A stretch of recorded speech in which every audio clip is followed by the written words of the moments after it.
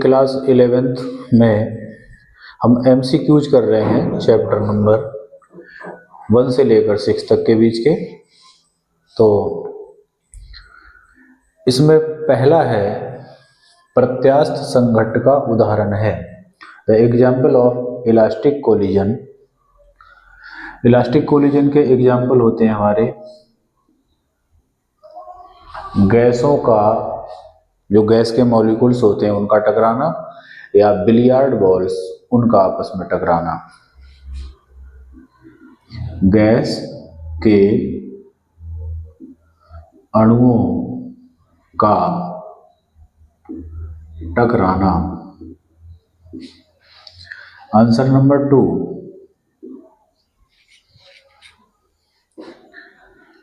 अप्रत्यास्थ संघट्ट का उदाहरण क्या होगा? ऑप्शन दिए होंगे तो हमें सही वाला पता हो। इसके भी एक से अधिक ऑप्शन एग्जाम्पल हैं, तो उनमें से जो ऑप्शन में होगा वो हम लिखेंगे। What is the example of in elastic collision? तो इनमें गेंद का बल्ले से टकराना, पत्थर से पत्थर टकराना, बंदूक की गोली का पेड़ से टकराना, गेंद का बल्ले से टकराना। आंसर नंबर 3, त्वरण का मात्रक क्या होता है? एक्सेलरेशन का यूनिट, तो इसका यूनिट होता है मीटर पर सेकंड स्क्वायर। वेग का मात्रक क्या है? What is the unit of velocity? Velocity का यूनिट मीटर पर सेकंड। ये हो गए। 5th, आवेग का मात्रक, द यूनिट ऑफ इम्पल्स। आवेग को इंग्लिश में कहते हैं इम्पल्स, तो आवेग का यूनिट होगा न्यूटन इनटू सेकंड। कहाँ से लिख रहे हैं? I इक्वल टू फॉर्मूला है F into delta T. F का यूनिट न्यूटन और डेल्टा टी का सेकंड। ऐसी वेलोसिटी का, वेलोसिटी होती है ds अपॉन dt, इसका मीटर और इसका सेकंड। एक्सेलरेशन होता है dv अपॉन dt, तो मीटर पर सेकंड अपॉन सेकंड, तो हो जाएगा मीटर पर सेकंड स्क्वायर। यूनिट हम फॉर्मूले के आधार पर याद करते हैं। आंसर नंबर 6, किसी वस्तु का वेग बढ़ाने पर गतिज ऊर्जा पर प्रभाव। तो वेग बढ़ाने का मतलब है कोई बाइक जा रही है और बाइक की स्पीड बढ़ा दी जाए तो उसकी जो गतिज ऊर्जा है, काइनेटिक एनर्जी है, उस पर क्या प्रभाव पड़ेगा। हम जानते हैं काइनेटिक एनर्जी का फॉर्मूला होता है हाफ mv², तो के डायरेक्टली प्रोपोर्शनल है v² के। तो जितनी वैल्यू v की बढ़ेगी उसके स्क्वायर के अनुसार k बढ़ेगा।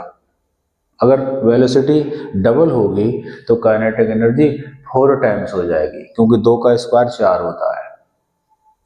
तो इसका जवाब होगा कि वस्तु का वेग बढ़ाने पर गतिज ऊर्जा बढ़ती है। गतिज ऊर्जा बढ़ेगी। आंसर नंबर 7,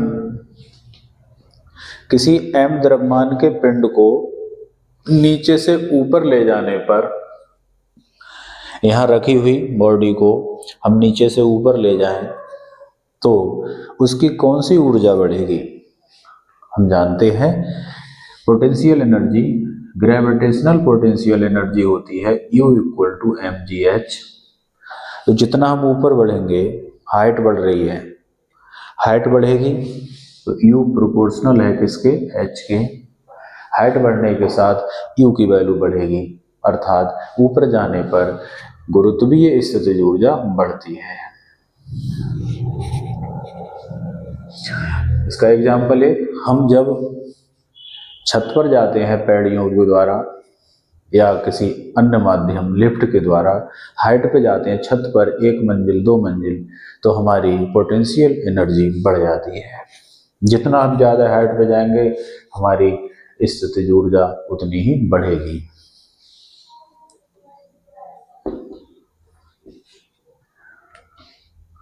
ये 2 हो गए।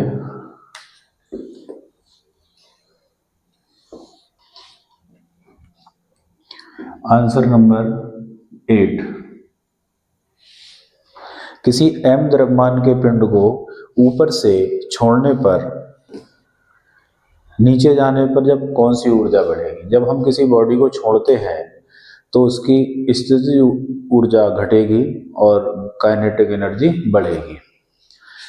वस्तु जैसे जैसे नीचे जाएगी उसकी स्पीड लगातार बढ़ती है, जितना नीचे गिरेगी उसकी स्पीड उतनी ही बढ़ेगी ग्रेविटी के कारण। तो स्पीड बढ़ेगी तो गतिज ऊर्जा बढ़ेगी। के का मान क्या होगा? बढ़ेगा। आंसर नंबर 9, फर्श पर कूदने की अपेक्षा गद्दे पर चोट कम लगती है। इसका कारण, जब हम फर्श पर कूदते हैं तो एकदम हमारे पैर रेस्ट में आ जाते हैं, और जब हम गद्दे पर कूदते हैं तो रेस्ट में आने में कुछ टाइम लगता है। ये नॉर्मल फर्श है, यहाँ गद्दा है, तो गद्दे पर जब कूदेंगे तो गद्दे को यहाँ से यहाँ तक दबने में कुछ टाइम लगेगा, और टाइम लगेगा तो देखिए I इक्वल टू होता है F इंटू डेल्टा टी, या I upon delta T equal to F। तो F इनवर्सनली प्रोपोर्शनल है डेल्टा टी के। F अगर बढ़ेगा, डेल्टा टी अगर बढ़ेगा तो F घटेगा। व्युत्क्रमानुपाती है, इनवर्सनली प्रोपोर्शनल है।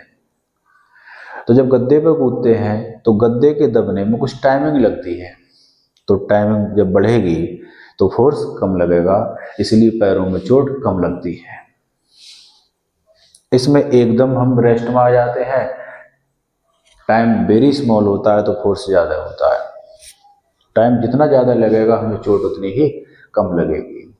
इसलिए बाइक में जो शॉकर होते हैं, जब कहीं गड्ढा आता है तो जो गड्ढे का झटका है, आघात, शॉक, वो शॉकर के दबने में टाइम ले लेता है, इसीलिए वो झटका हम तक पहुंचने में कम फोर्स लगाता है।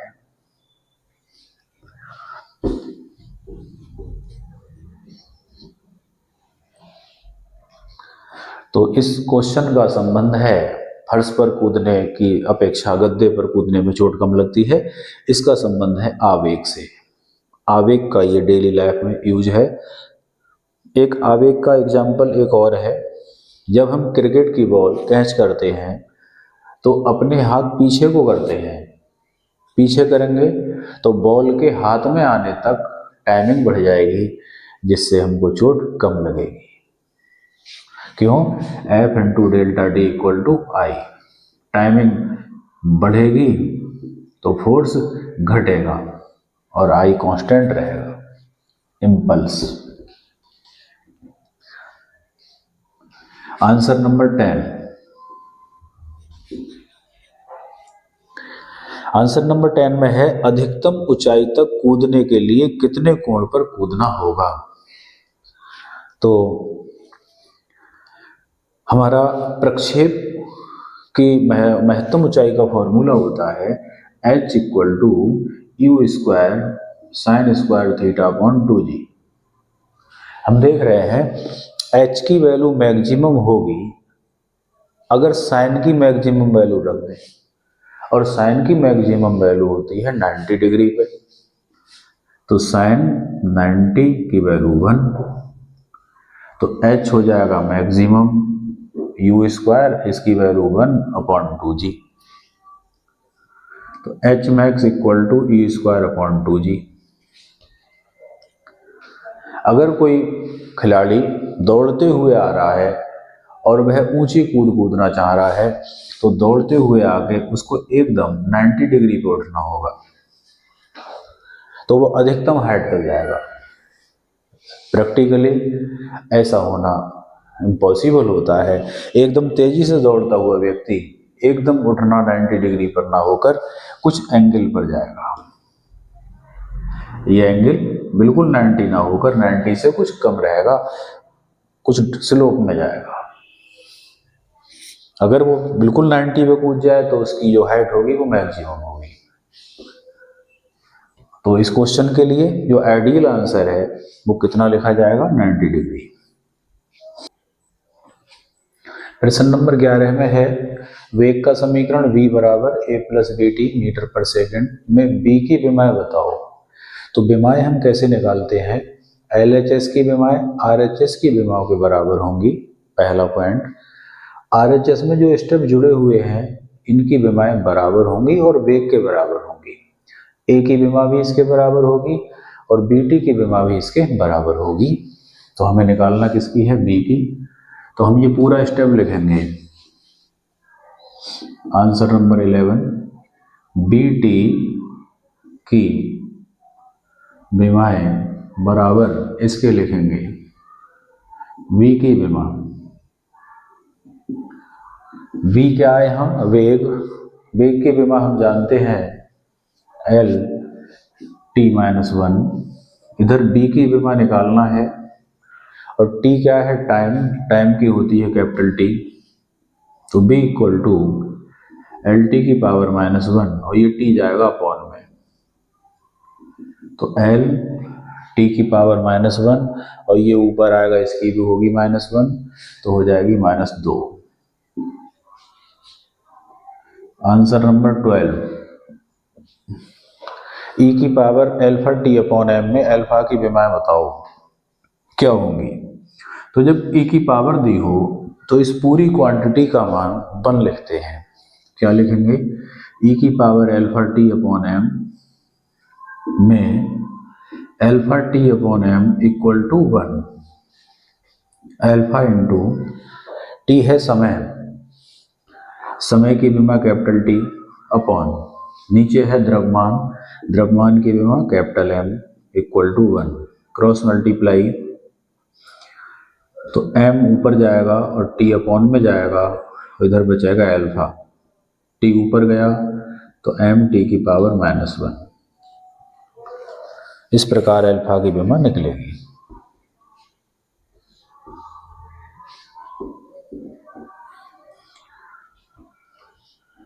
आंसर नंबर 13, एक कण के विस्थापन की इक्वेशन दी है, डिस्प्लेसमेंट की equation, x equal to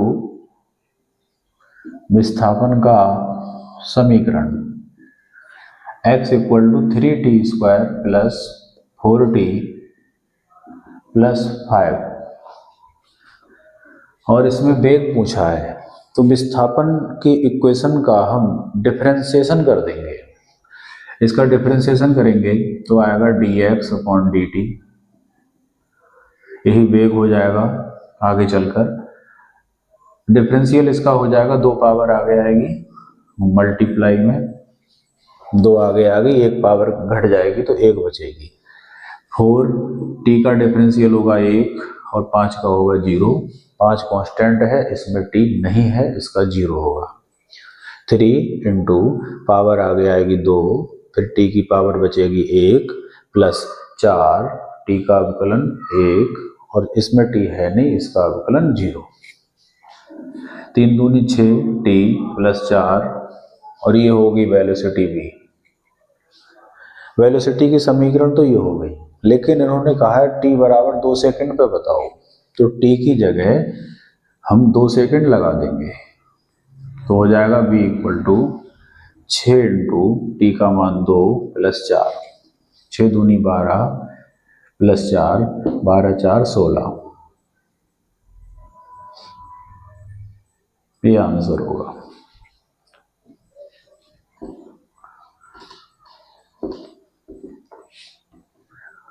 answer number 14, एकांक वेक्टर का परिमाण होता है। The modulus of unit vector is, जैसा कि इसका नाम है एकांक वेक्टर, तो इसका परिमाण 1 होता है, यह आंसर होगा। फिर लिखा है यदि वेक्टर ए और वेक्टर बी के समांतर हो, वेक्टर ए वेक्टर बी के समांतर हो तो vector A cross vector B का मान कितना होगा। अगर दो वेक्टर पैरेलल हैं तो उनका क्रॉस प्रोडक्ट की वैल्यू 0 होती है।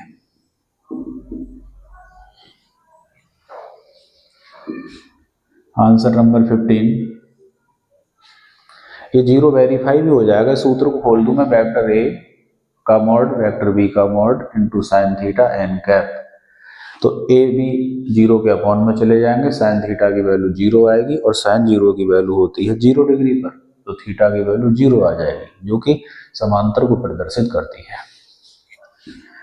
आंसर 15, यदि वेक्टर ए वेक्टर बी के 16 नंबर क्वेश्चन, 14 हो गया, ये 15 हो गया, अब 16, यदि वेक्टर ए वेक्टर बी के लंबवत हो तो वेक्टर ए डॉट बी की वैल्यू क्या होगी। Vector A dot vector B, इसकी वैल्यू होती है 0। अगर वेरीफाई करना चाहें तो सूत्र खोल देंगे, वेक्टर ए का मॉड बी का मॉड कॉस थीटा बराबर 0, कॉस थीटा बराबर 0 के अपॉन में चलेगा 0, ये वैल्यू होती है कॉस 90 डिग्री पर, तो थीटा इक्वल टू 90, अर्थात दोनों वेक्टर एक दूसरे के लंबवत होंगे, वेक्टर ए और वेक्टर बी। ऐसे ही हम इस फॉर्मूले को खोल के इसमें भी कर सकते हैं।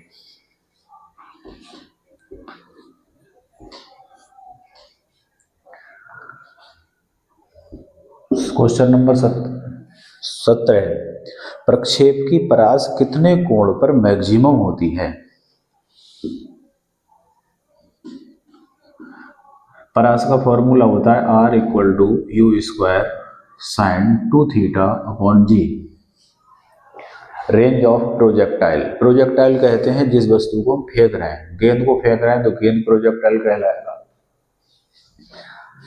तो ये कितने डिग्री पर मैक्सिमम होगा, ये मैक्सिमम होगा अगर साइन की वैल्यू मैक्सिमम हो, और साइन की वैल्यू मैक्सिमम होती है 90 डिग्री पर।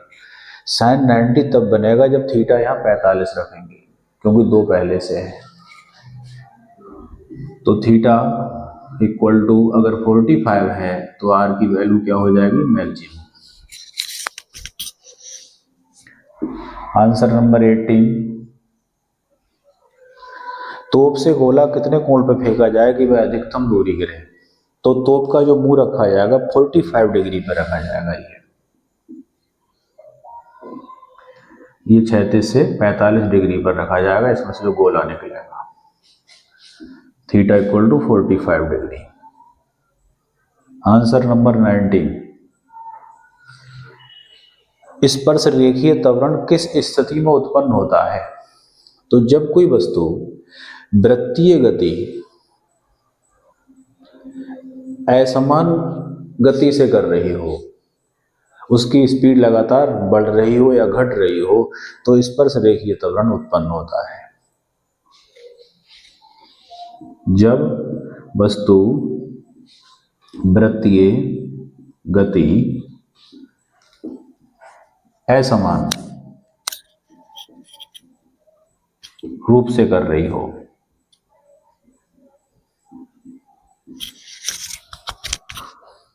आंसर नंबर 20, 1 मेगावाट में कितने वाट होते हैं। ये इस पावर का मात्रक है, तो 1 मेगावाट में होते हैं 10⁶ वाट। ये हमारे ऑब्जेक्टिव जो MCQs थे 20, ये हमने पूरे किए।